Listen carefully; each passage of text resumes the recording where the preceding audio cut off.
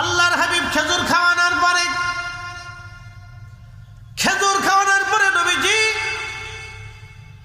ডাক দিয়ে বলতেছে, সাহাবীরা, জিহাদের দামামা বেজে গেছে, যুদ্ধের দামামা বেজে গেছে, তোমরা আমার সাথে কারা কারা যুদ্ধে যাবা, চলে আসো। দেখেন, জুলাইবিবের কেবল বিয়ে হলো। হযরত জুলাইবিব রাদিয়াল্লাহু আনহু যখনই শুনতে পারলেন আল্লাহর নবী নিজে জিহাদের ময়দানে চলে যাবে, জুলাইবিব চিন্তা করলেন না যে নবীর জন্য জীবন পাইলাম, সংসার পাইলাম, স্ত্রী পাইলাম, শ্বশুর বাড়ি পাইলাম, আত্মীয়তার বন্ধন পাইলাম, ওই নবী জিহাদের ময়দানে চলে যাবে আর আমি শ্বশুর বাড়ি ঘুরে বেড়াবো, ভালো মন্দ খেয়ে বেড়াবো, তা হবে না, তা হবে না। আমি রসুলের সঙ্গে জিহাদের ময়দানে চলে যাব। হযরত জুলাইবিব বউ রেখে দিয়ে জিহাদের ময়দানে আমার রসুলের সঙ্গে চলে গেল। একবার জোরে বলা যাবে কি আল্লাহু আকবার?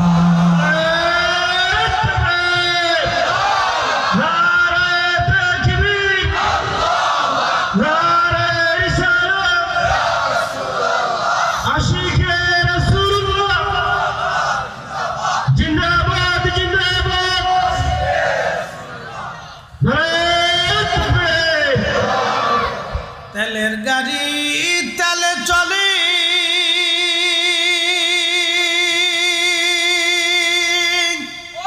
হাওয়ার গাড়ি হাওয়ায় উড়ে,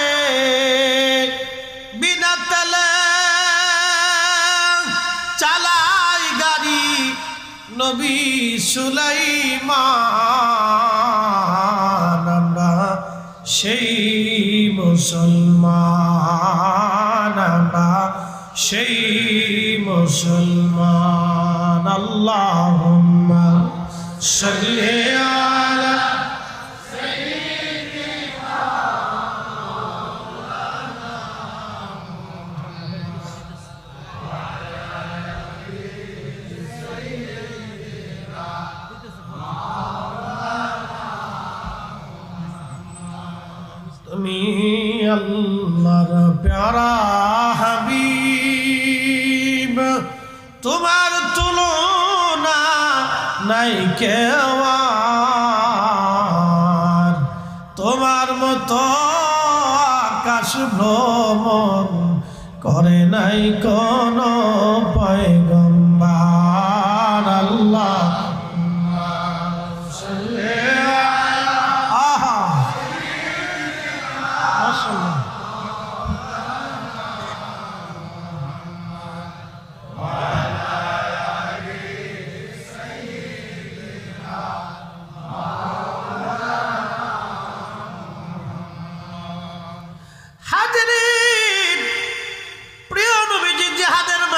চলে গেলেন, সাহাবী জুলাইবিব চলে গেলেন।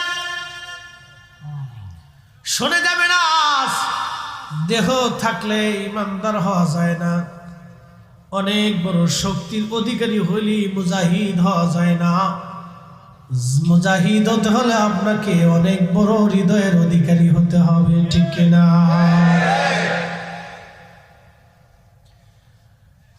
জুলাইবিব কোন লেখাপড়া নাই, ছোট্ট বামন বেঠে নিগ্র কালা, কিছুই তার নাই। ইশকে রসুলের তাড়না, ইশকে রসুল এতই গভীর ছিল, মদিনার পরমা সুন্দরী স্ত্রীর দিকেও একটা নজর তিনি তাকান নাই। একটাই বক্তব্য, রসুল জিহাদের ময়দানে চলে যাবে আর আমি জুলাইবিব শ্বশুর বাড়ি কাটাবো, তাহা হয় না। আমি রসুলের সঙ্গে জিহাদের ময়দানে চললাম। চলে গেলে জুলাইবিব জিহাদের ময়দানে, যুদ্ধের ময়দানে চলে গেলেন। ইমাম ইবনে কাসির, তাফসীর ইবনে কাসিরের মধ্যে এসেছে, প্রচন্ড যুদ্ধ হলো, প্রচন্ড জিহাদে বহু সাহাবী শহীদ হয়ে গেলে। বহু সাহাবী শহীদ হয়ে গেলেন, প্রচন্ড জিহাদে বহু সাহাবী শহীদ হয়ে গেলেন। বহু সাহাবী শহীদ হয়ে যাওয়ার পরে, নবীজি যুদ্ধের ময়দান শেষ হয়ে যাওয়ার পরে, আল্লাহর হাবিব সাহাবীদেরকে ডাক দিয়ে বলেন, সাহাবীরা রে, তোমরা সমস্ত লাশগুলি, সমস্ত জেসেমগুলি নিয়ে আসো, কবর খনন করো। আমি আজকে সবাইকে দাফন কাফন করে আমরা মদিনার দিকে রওনা হয়ে যাব। সমস্ত শহীদ সাহাবীদের লাশগুলি উঠিয়ে উঠিয়ে সাহাবীরা কাতার করে রাখলেন। আল্লাহর নবী চেহারার উপর থেকে সবার মুখ খুলে খুলে দেখতে লাগলেন। সবার নজর একটা বার করে দেখে দেখে নবীজি বিদায় জানাইতে লাগলেন। কবর খনন করা হচ্ছে। সবার লাশ দেখার পরে নবীজি বললেন, সাহাবীরা রে, সবার লাশ কি তোমরা আনছো? সাহাবীরা বলেন, হ্যাঁ ইয়া রাসূলুল্লাহি, সবার লাশ আমরা নিয়ে আসছি। নবীজি ডেকে বলে, সাহাবীরা রে, সবার লাশ তো আনছো, কিন্তু আমার জুলাইবিব রে দেখা যায় না কেন?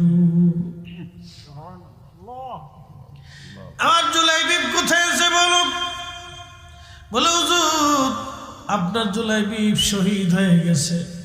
নবীজি ডাক দিয়ে বলে, সাহাবীরা রে, সারা ময়দান তন্ন তন্ন করে খুঁজো, আমার জুলাইবিবের লাশ নিয়ে আসো। কোথায় দেখো? আমার জুলাইবিব শহীদ হয়ে পড়ে আছে, দেখো।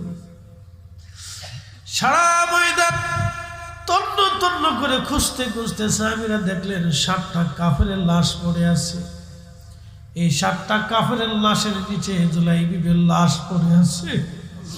ছোট্ট সাহাবী 7টা লাশের ভিড়ে তাকে দেখা যাইতেছিল না। সাহাবীরা তাকে নিচ থেকে বের করে টেনে নিয়ে আসলেন, কাঁধে করে আবার রাসূলের সামনে বসায় ফের শোয়ায় রাখলেন। আল্লাহর নবীজির চোখ বেয়ে বেয়ে বেয়ে বেয়ে পানি পড়ে পড়ে দাড়ি ভিজে যাচ্ছিল। বলতেছিলেন, সাহাবীরা রে, মা হারা, বাবা হারা, সংসার হারা, জীবন হারা ছোট্ট জুলাইবিব আমার দরবারে বড় হয়েছে। খেয়ে না খেয়ে আমার জুলাইবিব আমার বাড়ি বড় হয়েছে। মদিনার সবচেয়ে সম্ভ্রান্ত পরিবার সুন্দরী মেয়ে দেখে আমি বিয়ে দিয়েছি।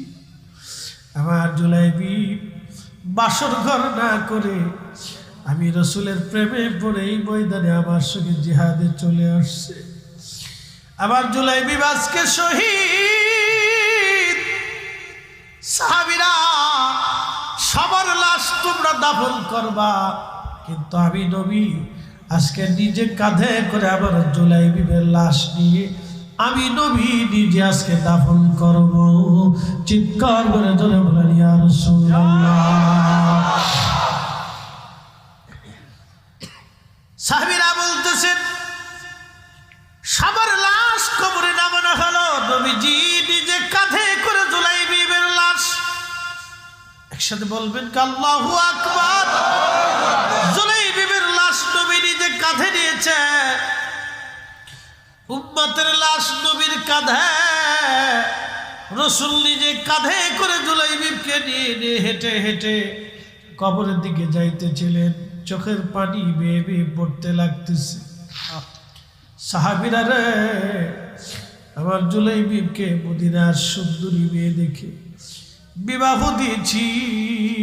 সাহাবীরা, আমার জুলাইবিব সব ফলায় ময়দানে এসে শহীদ হয়ে গেছে। হে রাসূল, তোমায় ভালোবাসি, অন্তরে শুধু মুখে নয়, জান্নাতের আশা নয় হে রাসূল, জাহান্নামকে ডরি না।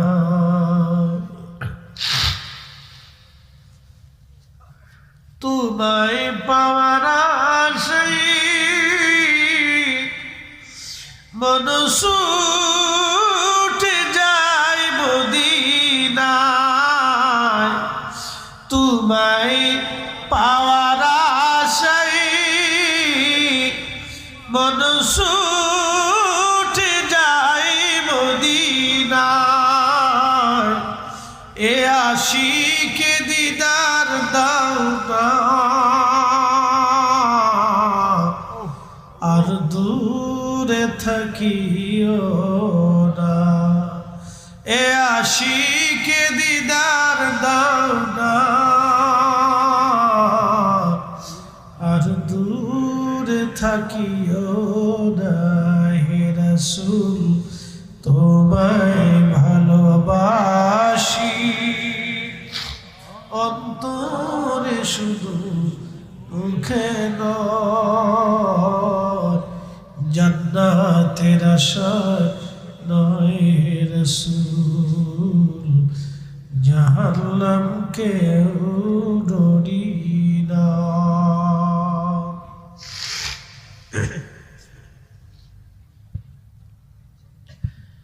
জুলাইবিবকে দাফন করে নবী চলে আসছে।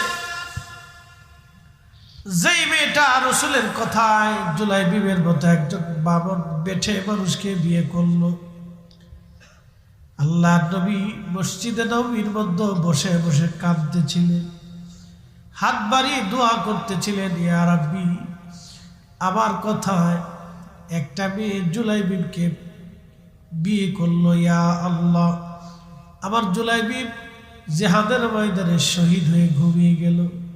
আল্লাহ, আমি রাসূল তোমার কাছে দোয়া করতেছি, ওই মেয়েটার জীবনকে বরকতময় করে দাও। আল্লাহ, তার জিন্দেগিকে তুমি বরকতময় করে দাও। আল্লাহ, তাকে সম্মানিত বানিয়ে দাও। এইভাবে নবী দোয়া করলেন। সারা মদিনায় এই দোয়ার খবর ছড়াইয়া গেল। মদিনার শত শত ধনী পরিবার থেকে ওই মেয়ের বিবাহের পয়গাম আসতে লাগলো। ইয়া রাসূলুল্লাহ, আপনি যদি বলেন যেই মেয়ের বরকতের জন্য রাসূল দোয়া করে দেয়, ওই মেয়েটাকে আমাদের পুত্রবধূ হিসেবে সংসারে দরকার। শত শত বিবাহের পয়গাম আসলো। একসাথে বলা যাবে আল্লাহু আকবার। মদিনার ভিতরে নারী সবচেয়ে মর্যাদাবান হয়ে গেলেন, সম্মানিত হয়ে গেলেন। মদিনার ভিতরে এই মেয়ের মতো সম্মানিত মেয়ে আর কেউ ছিল না। আল্লাহ রাসূলের মহব্বতে কেউ যদি তার জীবনকে ব্যয় করে দেয়, দুনিয়াতে সম্মান বেড়ে যায়, আখিরাতে তার সম্মান বেড়ে যায়। এই জন্য রাসূলের কারণে সাহাবীদের মর্যাদা বেড়ে গেছে। অতএব সাহাবীদেরকে কষ্ট দেওয়া মানে নবীকে কষ্ট দেওয়া, সাহাবীদেরকে ভালোবাসা মানে রাসূলকে ভালোবাসা। কথা বলেন ঠিক কিনা? সাহাবী সম্পর্কে আল্লাহ কোরআন শরীফে আরো বলে দিলেন, আমিনু কামা আমানান নাস।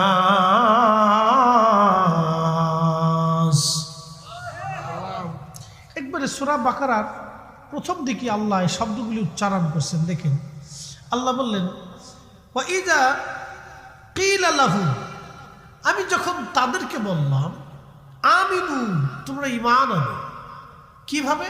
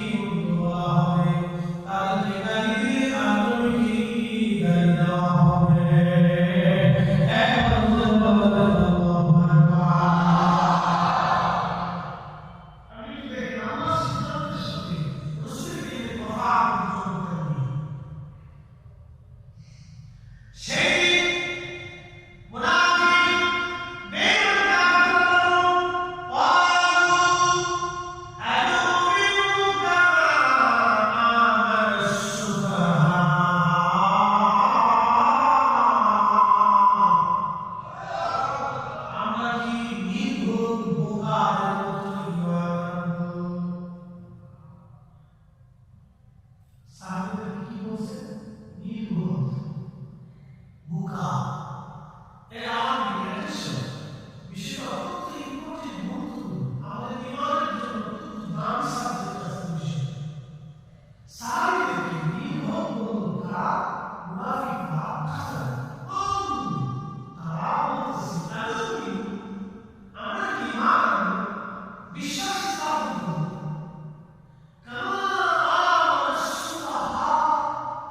নির্বোধরা যেভাবে ইমান আনছে, বোকারা যেভাবে ইমান আনছে, আমরা কি সেইভাবে ইমান আনবো? নির্বোধ বলতে তাদের বুঝেছে জানেন সাহাবীদের মধ্যে কারা ছিল? হযরত বিলাল।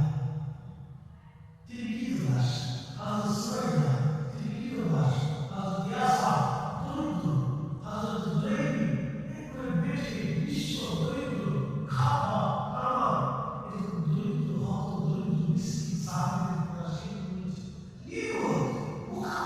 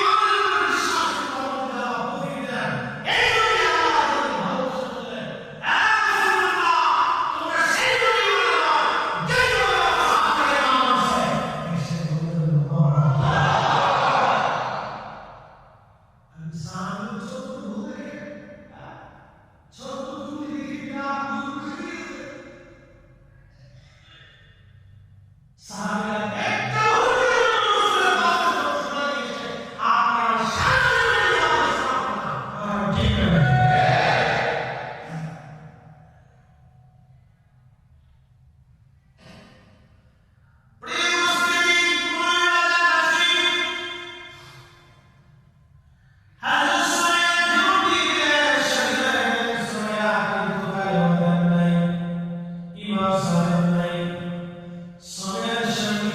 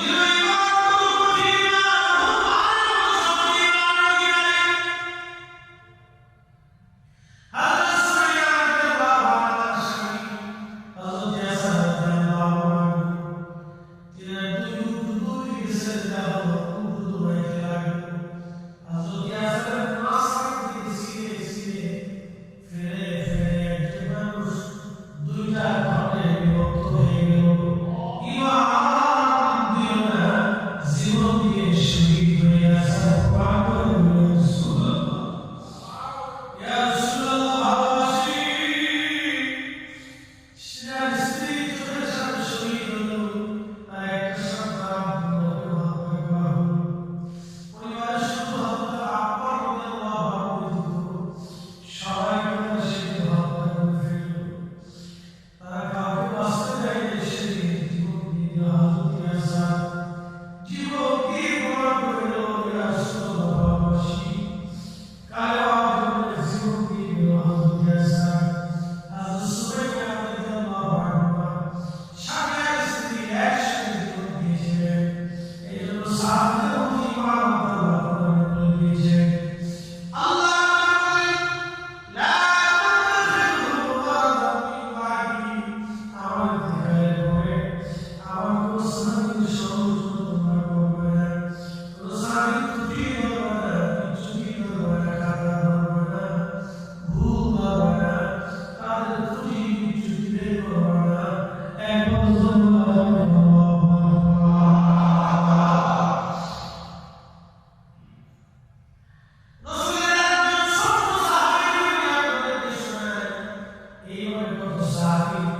নিজের জীবন দিয়ে সন্তান দিয়ে একটু চিন্তা করে বদরের মাত্র সাহারা জীবন দিয়ে বহুতে সাহারা জীবন দিয়ে খবরে সাহারা জীবন দিয়ে খাইবার সাহারা জীবন দিয়ে গুনাহের সাহারা জীবন দিয়ে মুদারাতের সাহারা জীবন দিয়ে বদকামিলে সাহারা জীবন দিয়ে বহুতে সাহারা জীবন চলে গেল। তারপর সাহারা জীবন ত্যাগ করে সুসেদের নাই দুই দোলাসেদের নাই।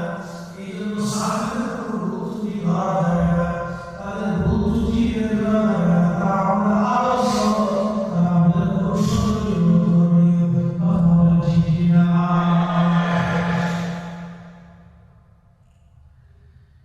Allah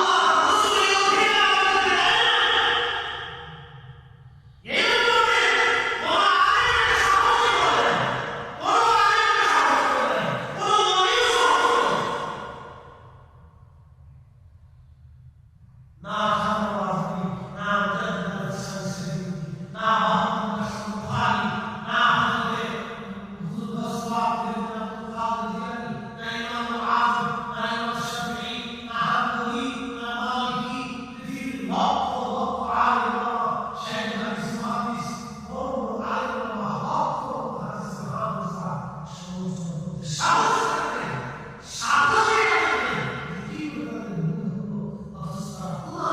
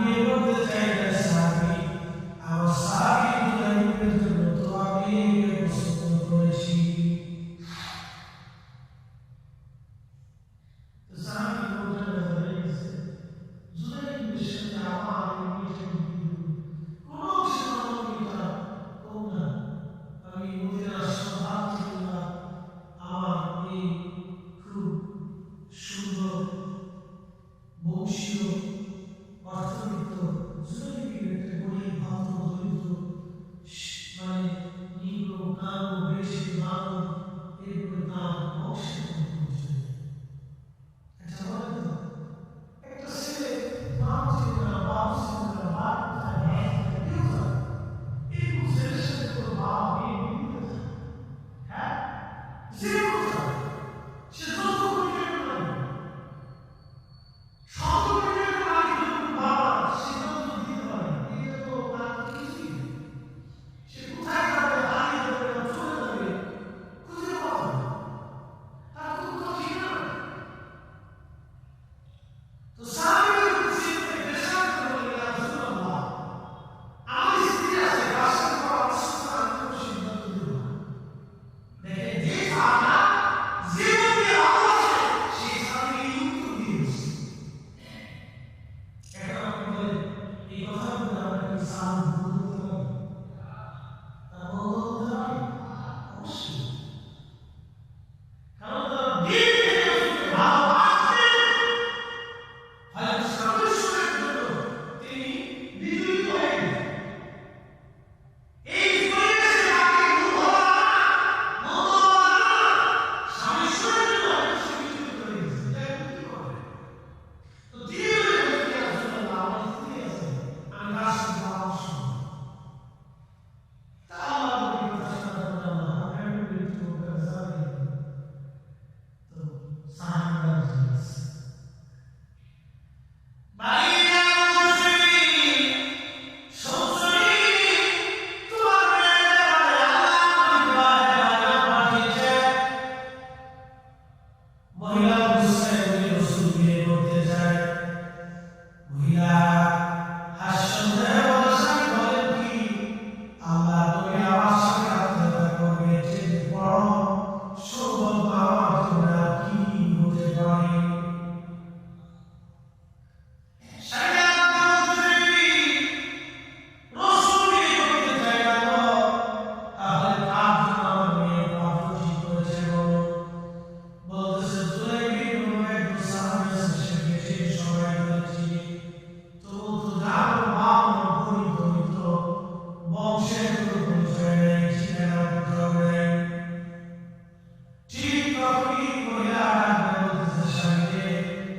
আল্লাহ পছন্দ করে উনি এই পুরুষের সঙ্গে আমি আমাকে বিবাহ দিতে পারবো না, এটা সম্ভব না।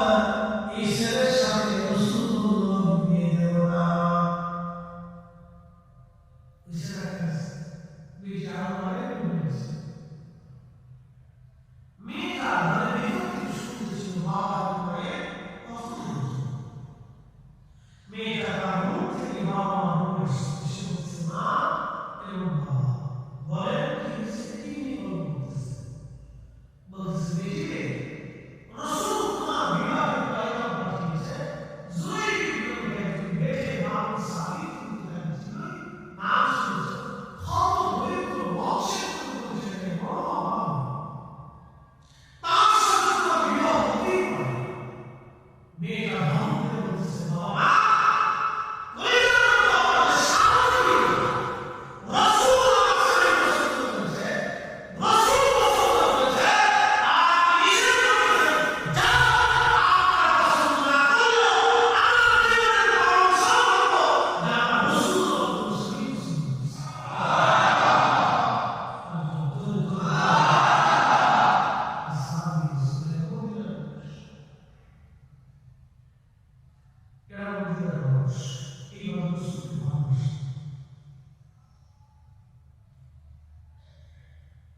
বাবা বাবা সন্তানের প্রতি বেশি মহব্বতে তারা কিন্তু আল্লাহ রাসূলের কথাকে ডাইভার্ট করতে গেছে, কিন্তু মেয়ে তাদের খুশি হয়েছে। রাসূল আমার স্বামী রাসূল পছন্দ করেছে, আমার জীবন রাসূল কি করে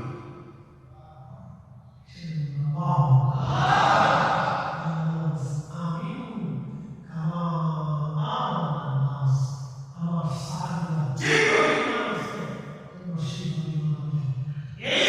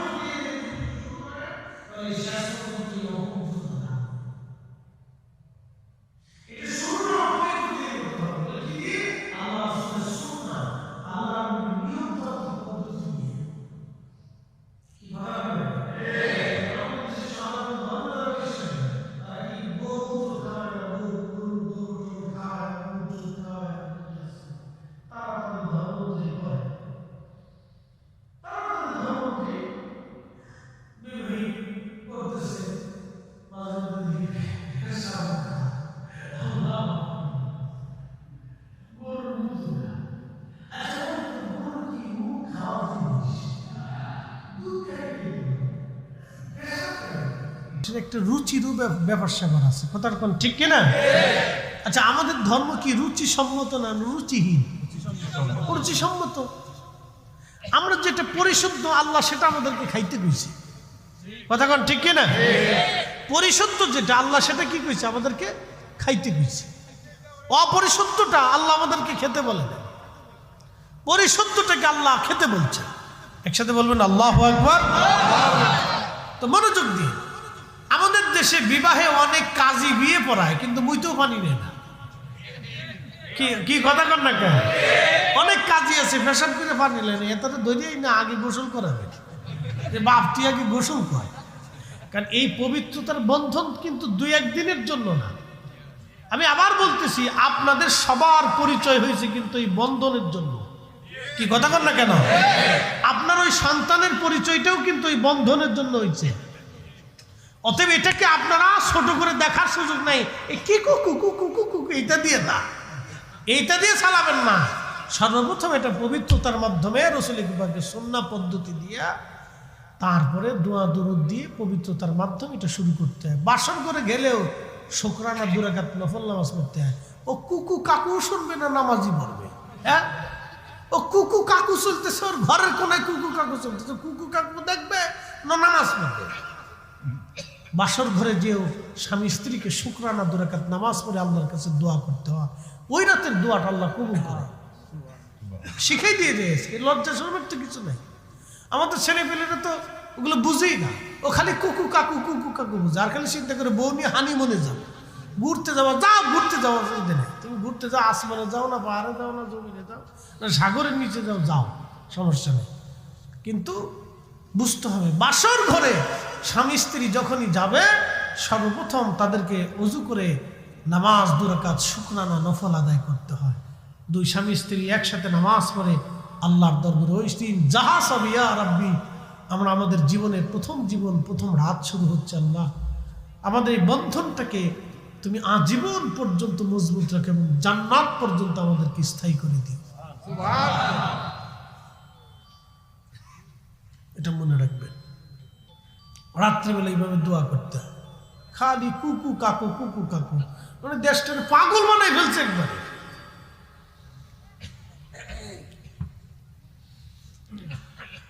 প্রিয় উপস্থিতি, মনোযোগ দিবেন। হাজিরিন, বৈবাহিক জীবনটাকে ছোট করে দেখার কোনো সুযোগ নাই। এটা আমাদের জীবনের পরিচয়, জীবনের বন্ধন। আমরা আমাদের পরিচয় পেয়েছি বাবা মার বৈবাহিক বিবাহের হালাল পদ্ধতির মাধ্যমে। আল্লাহ আমাদের জীবনের পরিচয় দিয়েছে।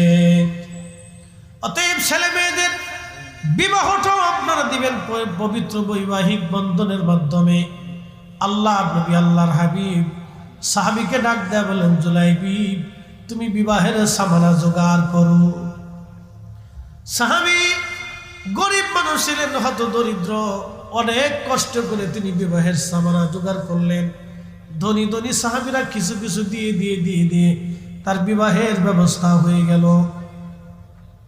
বিবাহের যখন ব্যবস্থা হলো, আল্লাহর নবী বিবাহ পড়াইলেন মসজিদের ভিতরে। ইজাব কবুল হয়ে গেল। নবীজি খেজুর ছিটে সবাইকে খাওয়াইলেন, সবাইকে খেজুর খাওয়াইলেন। অর্থাৎ আল্লাহর নবী সবাইকে খেজুর দিলেন, মিষ্টান্ন হিসেবে খেজুর আল্লাহর নবী খাওয়াইলেন। আল্লাহর হাবিব খেজুর খাওয়ানোর পরে নবীজি ডাক দিয়ে বলতেছে, সাহাবীরা জিহাদের দামামা বেজে গেছে, যুদ্ধের দামামা বেজে গেছে, তোমরা আমার সাথে কারা কারা যুদ্ধে যাবা চলে আসো। দেখেন, জুলাইবিবের কেবল বিয়ে হলো। হযরত জুলাইবিব রাদিয়াল্লাহু আনহু যখনই শুনতে পারলেন আল্লাহর নবী নিজে জিহাদের ময়দানে চলে যাবে, জুলাইবিব চিন্তা করলেন না যে নবীর জন্য জীবন পাইলাম, সংসার পাইলাম, স্ত্রী পাইলাম, শ্বশুর বাড়ি পাইলাম, আত্মীয়তার বন্ধন পাইলাম, ওই নবী জিহাদের ময়দানে চলে যাবে আর আমি শ্বশুর বাড়ি ঘুরে বেড়াবো, ভালো মন্দ খেয়ে বেড়াবো। তা হবে না। আমি রাসূলের সঙ্গে জিহাদের ময়দানে চলে যাব। হযরত জুলাইবিব বউ রেখে দিয়ে জিহাদের ময়দানে আমার রাসূলের সঙ্গে চলে গেল। একবার জোরে বলা যাবে কি আল্লাহু আকবার।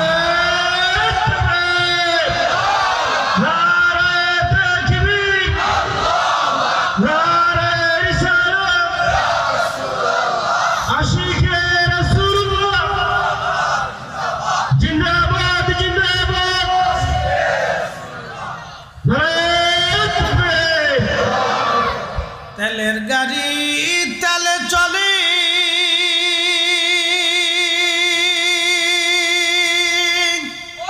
হাওয়ার গাড়ি হাওয়ায় উড়ে, বিনা তেলে চালাই গাড়ি নবী সুলাইমান। আমরা সেই মুসলমান, আমরা সেই মুসলমান। আল্লাহুম্মা সাল্লি আলা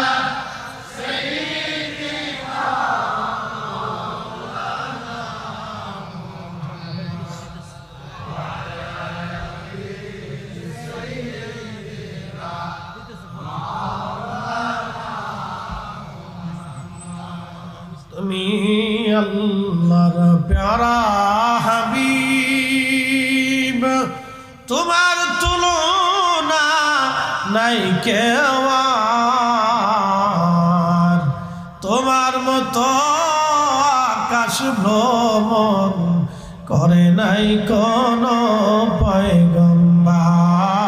আল্লাহ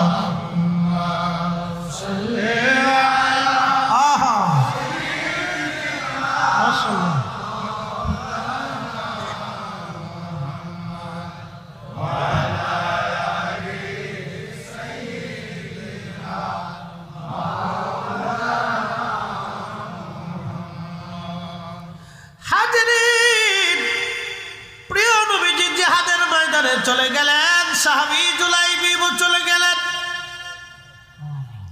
শুনে যাবে না, দেহ থাকলে ইমানদার হওয়া যায় না। অনেক বড় শক্তির অধিকারী হইলে মুজাহিদ হওয়া যায় না। মুজাহিদ হতে হলে আপনাকে অনেক বড় হৃদয়ের অধিকারী হতে হবে, ঠিক কিনা?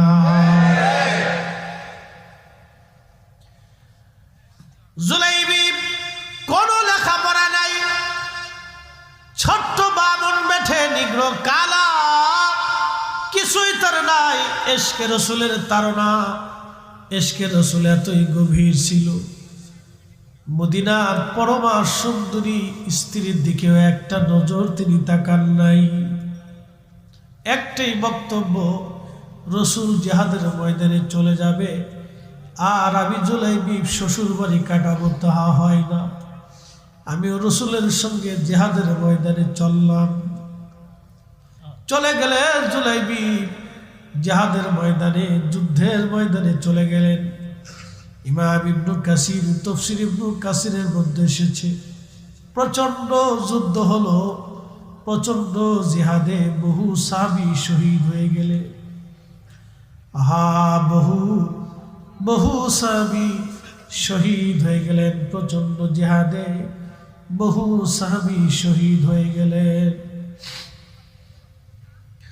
বহু সাহাবী শহীদ হয়ে যাওয়ার পরে, নবীজি যুদ্ধের ময়দান শেষ হয়ে যাওয়ার পরে আল্লাহর হাবিব সাহাবীদেরকে ডাক দিয়ে বলেন, সাহাবীরা রে, তোমরা সমস্ত লাশগুলি, সমস্ত জেসেমগুলি নিয়ে আসো, কবর খনন করো। আমি আজকে সবাইকে দাফন কাফন করে আমরা মদিনার দিকে রওনা হয়ে যাব। সমস্ত শহীদ সাহাবীদের লাশগুলি উঠিয়ে উঠিয়ে সাহাবীরা কাতার করে রাখলেন। আল্লাহর নবী চেহারার উপর থেকে সবার মুখ খুলে খুলে দেখতে লাগলেন। সবার নজর একটা বার করে দেখে দেখে নবীজি বিদায় জানাইতে লাগলেন। কবর খনন করা হচ্ছে, সবার লাশ দেখার পরে নবীজি বললেন, সাহাবীরা রে, সবার লাশ কি তোমরা আনছো? সাহাবীরা বলেন, হ্যাঁ ইয়া রাসূলুল্লাহ, সবার লাশ আমরা নিয়ে আসছি। নবীজি ডেকে বলে, সাহাবীরা রে, সবার লাশ তো আনছো, কিন্তু আমার জুলাইবিবরে দেখা যায় না কেন? আমার জুলাইবিব কোথায় আছে বলো? বলে হুজুর আপনার জুলাইবিব শহীদ হয়ে গেছে। নবীজি ডাক দে বলে সাহাবীরা রে, সারা ময়দান তন্ন তন্ন করে খুঁজো, আমার জুলাইবিবের লাশ নিয়ে আসো। কোথায়? দেখো আমার জুলাইবিব শহীদ হয়ে পড়ে আছে। দেখো সারা ময়দান তন্ন তন্ন করে খুঁজতে খুঁজতে সাহাবীরা দেখলেন 7টা কাফেরের লাশ পড়ে আছে। এই 7টা কাফেরের লাশের নিচে জুলাইবিবের লাশ পড়ে আছে। ছোট্ট সাহাবী 7টা লাশের ভিড়ে তাকে দেখা যাইতেছিল না। সাহাবীরা তাকে নিচ থেকে বের করে টেনে নিয়ে আসলেন, কাঁধে করে আবার রাসূলের সামনে বসায় শোয়ায় রাখলেন। আল্লাহ নবীজির চোখ বে বে বে বে পানি পড়ে পড়ে দাড়ি ভিজে যাচ্ছিল। বলতেছিলেন সাহাবীরা রে, মা হারা, বাবা হারা, সংসার হারা, জীবন হারা ছোট্ট জুলাইবিব আমার দরবারে বড় হয়েছে। খেয়ে না খেয়ে আমার জুলাইবিব আমার বাড়ি বড় হয়েছে। মদিনার সবচেয়ে সম্ভ্রান্ত পরিবার সুন্দরী মেয়ে দেখে আমি বিয়ে দিয়েছি। আমার জুলাইবিব বাসর ঘর না করে আমি রাসূলের প্রেমে পড়ে এই ময়দানে আমার সঙ্গে জিহাদে চলে আসছে। আমার জুলাইবিব আজকে শহীদ। সাহাবীরা সবার লাশ তোমরা দাফন করবা, কিন্তু আমি নবী আজকে নিজে কাঁধে করে আমার জুলাইবিবের লাশ নিয়ে আমি নবী নিজে আজকে দাফন করব। চিৎকার করে জোরে বলেন ইয়া রাসূলুল্লাহ। সাহাবীরা বলতেছেন সবার লাশ কবরে নামানো হলো, নবীজি নিজে কাঁধে করে জুলাইবিবের লাশ। একসাথে বলবেন কি আল্লাহু আকবার। জুলাইবিবের লাশ নবী নিজে কাঁধে নিয়েছে। উম্মতের লাশ নবীর কাঁধে, রাসূল নিজে কাঁধে করে জুলাইবিবকে নিয়ে হেঁটে হেঁটে কবরের দিকে যাইতেছিলেন। চোখের পানি বেয়ে বেয়ে পড়তে লাগতেছে। সাহাবীরা রে, আমার জুলাইবিবকে মদিনার সুন্দরী মেয়ে দেখে বিবাহ দিয়েছি। সাহাবীরা আমার জুলাইবিব সব ফলায় ময়দানে এসে শহীদ হয়ে গেছে। এ রাসূল তোমায় ভালোবাসি, অন্তরে শুধু মুখে নয়, জান্নাতের আশা নয় হে রাসূল, জাহান্নামকে ডরি না।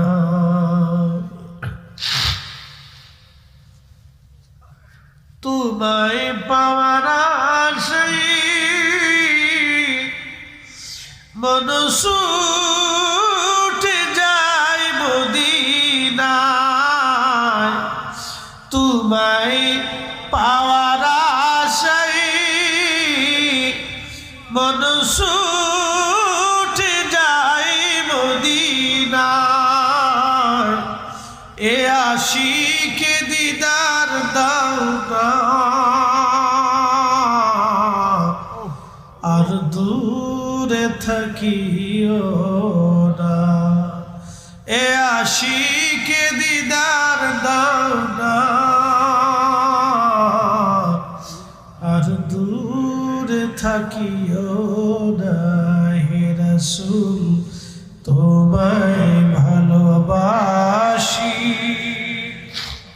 অন্তরে শুধু মুখে নয়, জান্নাতের আশা নয় হে রাসূল, জাহান্নামকে ডরি না।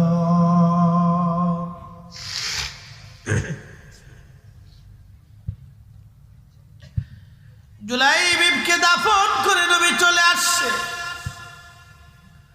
যেই মেয়েটা রাসূলের কথায় জুলাইবিবের মতো একজন বাবর বেঠে মানুষকে বিয়ে করলো, আল্লাহ নবী মসজিদে নববীর মধ্যে বসে বসে কাঁদতেছিলেন, হাত বাড়িয়ে দোয়া করতেছিলেন, ইয়া রাব্বি, আমার কথায় একটা মেয়ে জুলাইবিবকে বিয়ে করলো, ইয়া আল্লাহ, আমার জুলাইবিব জিহাদের ময়দানে শহীদ হয়ে ঘুমিয়ে গেল।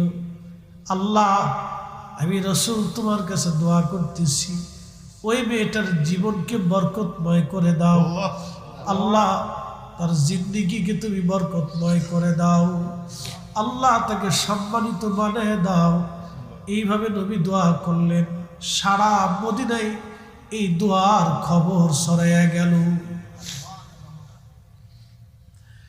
মদিনার শত শত ধনী পরিবার থেকে ওই মেয়ের বিবাহের পয়গাম আসতে লাগলো। ইয়া রাসূলুল্লাহ, আপনি যদি বলেন যেই মেয়ের বরকতের জন্য রাসূল দোয়া করে দেয়, ওই মেয়েটাকে আমাদের পুত্রবধূ হিসেবে সংসারে দরকার, শত শত বিবাহের পয়গাম আসলো। একসাথে বলা যাবে আল্লাহু আকবার। মদিনার ভিতরে নারী সবচেয়ে মর্যাদাবান হয়ে গেলেন, সম্মানিত হয়ে গেলেন। মদিনার ভিতরে এই মেয়ের মতো সম্মানিত মেয়ে আর কেউ ছিল না। আল্লাহ রাসূলের মহব্বতে কেউ যদি তার জীবনকে ব্যয় করে দেয়, দুনিয়াতে সম্মান বেড়ে যায়, আখিরাতে তার সম্মান বেড়ে যায়। এই জন্য রাসূলের কারণে সাহাবীদের মর্যাদা বেড়ে গেছে। অতএব সাহাবীদেরকে কষ্ট দেওয়া মানে নবীকে কষ্ট দেওয়া, সাহাবীদেরকে ভালোবাসা মানে রাসূলকে ভালোবাসা। কথা বলেন ঠিক কিনা? অতএব সাহাবীরা আল্লাহ রাসূলের দরবারে খুব মর্যাদাবান, এই উম্মতের সর্বশ্রেষ্ঠ ব্যক্তি। আমি বুঝতেই পারতেছেন, একজন সাহাবীর জীবনী শুনাইলাম।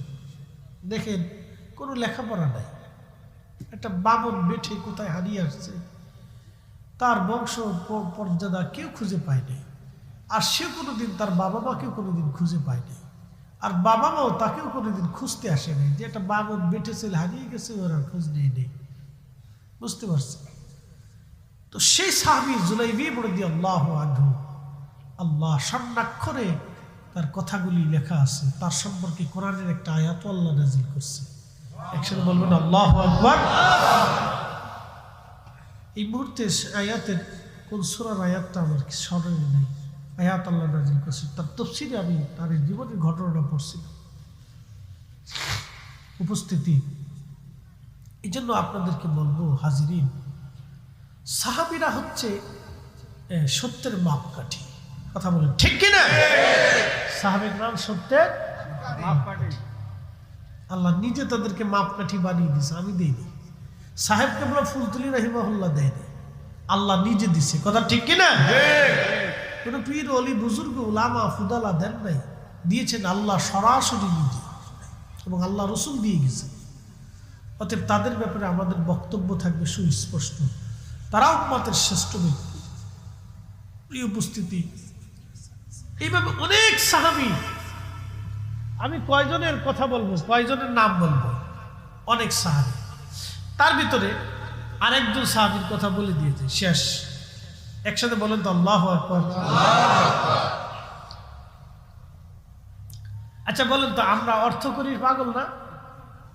কথা কম রেখে শ্রোতা বক্তা সবাই কিন্তু টাকার পাগল। কি জোরে বলেন? শ্রোতা বক্তা সবাই কি টাকার পাগল? আমরা বাদ দিইনি, কিন্তু আমি বড় পাগল। শ্রোতা বক্তা সবাই টাকার পাগল। কেউ বউয়ের পাগল, কেউ বাচ্চার পাগল, কেউ জমির পাগল। এক একজনে এক এক নেশা। কেউ টাকা হইলে জমি রাখে, কেউ টাকা হইলে বাড়ি করে, কেউ টাকা হইলে গাড়ি কিনে। আবার আমরা যারা ইয়াং জেনারেশন ছোট পোলাপান আছে, এরা সব মোটরসাইকেলের পাগল, ভালো একটা মোবাইলের পাগল। কি কথা কন না? পুরুষরা হলো মোটরসাইকেলের পাগল, আর মেয়েরা হলো ভালো একটা মোবাইল ফেলে পাগল।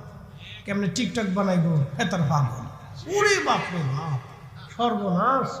কি পরিমাণে যে বেহাপনা, এটা বুঝা যায়। কি কথা কন না? চলতেছে আজকে, তো মনোযোগ দিয়ে। তো রাসূলের একজন সাহাবী ছিলেন, তার নাম সালমান ফারসি 250 বছর জীবনে হায়াত পেয়েছে না। বাড়ি যে এখন গেছে মনে হলো এখানে বলার দরকার। কত বছর ভাই? 250। আমরা বাসন কত বছর? এখানে 100 বছর কেউ আছে ইউসুফ ভাই? 100 বছরের কেউ আসেনি? নাই। অর্থাৎ কাছাকাছি 80, 90, 95 এরকম, কিন্তু 100 বছর নাই। থাকলেও বোঝার কায়দা নাই। ধরেন 100 বছর নাই, তো 100 বছর আগে যারা দুনিয়াতে ছিল তারা সব কবরে চলে গেছে। আগামী 100 বছর পরে আমরাও কবরে চলে যাব। তো এই সাহাবীর হায়াত হলো 250 বছর। আল্লাহু আকবার। তো 250 বছরের জীবন যখন শেষ, তখন তিনি ইরাকের গভর্নর ছিলেন। প্রত্যেক মাসে 6000 দিরহাম বেতন পাইতেন। গভর্নরি ভাতা 6000 দিরহাম বেতন পাইতেন। তো যেদিন বেতন পাইতেন তারপরের দিন সকালবেলা ফজরের নামাজ পড়ে ইরাকের যত গরিব মানুষ আছে সবাই ডাইকে নিয়ে সব গরিব মানুষের মধ্যে টাকাগুলি বন্টন করে দিতেন। আর আমাদের নেতারা খালি সুইস ব্যাংকে টাকা পাঠাবে আর বেগম পাড়া বাড়ি বানাবে। এই জন্য আমাদের কপালের কোনো পরিবর্তন হয় না। কথা কন না, ঠিক কিনা? কোনো পরিবর্তন নেই। ওর সাথে ইউরোপ, আমেরিকা, লন্ডন, ব্রিটেন যায় দেখেন, ওদের নেতারা 1 টাকাও চুরি করে না, অথচ খ্রিস্টান। আর আমরা নেতারা মুসলমান, চুরি করতে করতে জান শেষ, টাকার জান শেষ করে ফেলেছে।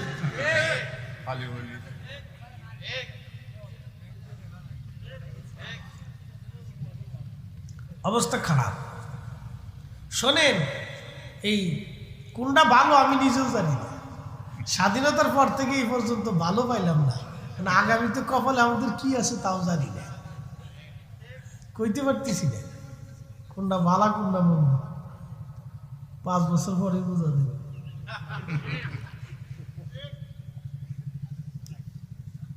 জালাত আছে।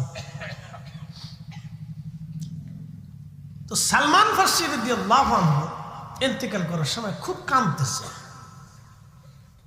তো সাহাবে কেরাম বললেন, হুজুর, আল্লাহ রসুল আপনারা খুব ভালোবাসতেন, আপনি রসুলের খুব আশিক মর্যাদাবান সাহাবী, কাঁদতেছেন কেন? বলতেছে, বলো তো কিয়ামতের ময়দানে আমি রসুলের সামনে কোন চেহারা নিয়ে দাঁড়াবো? চিন্তা করেন তো, সাহাবী সাহাবী। আল্লাহ রসুল, আল্লাহ আল্লাহ ফি আসহাবি, তোমরা সাহাবীদের ব্যাপারে আল্লাহকে ভয় করো।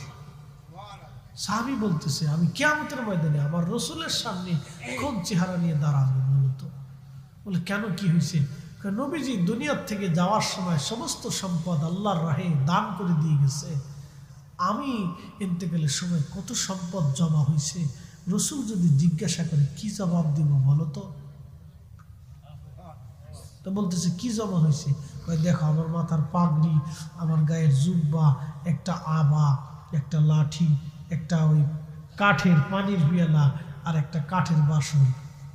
কয় হাজার কোটি টাকার সম্পদ। একটা কাঠের বাসন, আর একটা কাঠের পিয়ালা, আর একটা কাঠের লাঠি, আর একটা ফাগড়ি, আর একটা জুব্বা, আর এই জুব্বার উপরে যে আবা গায়ে দিছে না, আমার আগে সালি সাহেব যেটা আবা গায়ে দিছে না, ওই আবা। কয়শো কোটি টাকার মাল। কাঁদতেছে। যালিকা লিমান খাশিয়া রাব্বা, তারা আল্লাহকে ভয় করত। যে আমি রসুলের সামনে কোন চেহারা নিয়ে দাঁড়াবো, হাই হাই জবাব কি দেবো আমি যদি রসুল আমাকে জিজ্ঞাসা করে? ভয় পাইতেছে, খুব কাঁদতেছে। সালমান ফার্সি ডাক দিয়ে বলেন, সাহাবীরা, আমার ইন্তেকালের পরে আমার জুব্বা দিয়ে, আমার আবার কাপড় দিয়ে তোমরা আমার কাফন দাফন করবা, কাফন বানাবা। বাকি বাকি সব যা থাকবে, আমার একটা পানির পেয়ালা, কাঠের পেয়ালা, হাতের লাঠি, আমার পাগড়ির অবশিষ্ট কাপড়, আমার জুব্বা এবং আবার অবশিষ্ট কাপড়, এই সবগুলি তোমরা গরিব মানুষের মাঝে দান করে দিবা। সাবধান, কোনো কিছু নিয়ে আমি কবরে যেতে চাই না। আমার রসুল সব কিছু আল্লাহর রাস্তায় দান করে দিয়ে কবরে চলে গেল, আমিও আল্লাহর রাস্তায় দান করে দিয়ে কবরে চলে যাব।